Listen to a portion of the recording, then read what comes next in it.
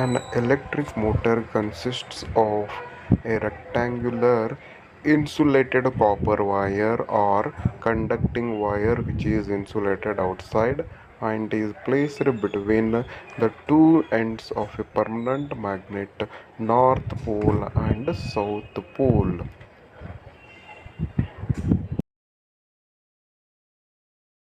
An electric motor consists of split rings and axles. The split rings are also called as commutators, and these split rings are placed on the axle. Axle is a rotating part.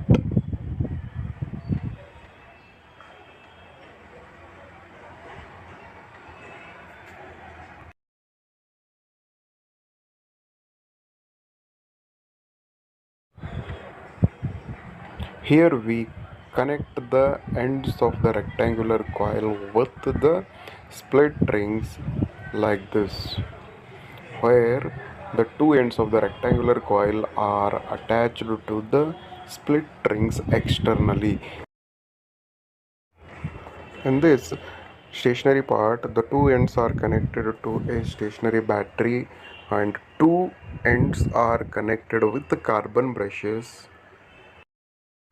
It is a dynamic part where the two ends of the rectangular coil are attached on the external sides of the split rings, where the inner sides of the split rings are insulated. Now this dynamic part is connected like this, where dynamic and stationary parts are attached with the carbon brushes like this. Now we will rotate the dynamic part manually, means the upper part like dynamic part is rotated manually. Applying the Fleming's left hand rule, we found that the forefinger points in the direction of the magnetic field and the middle finger points in the direction of the current and thumb points in the direction of the magnetic force. Therefore, the side AB is rotated inward and side CD of rectangular coil is rotated outward. Yes, by the rotation of the rectangular coil manually, the current is produced in the circuit, and this circuit can be used to light a bulb. Thus, electric motor finally generates electricity by the mechanical rotation.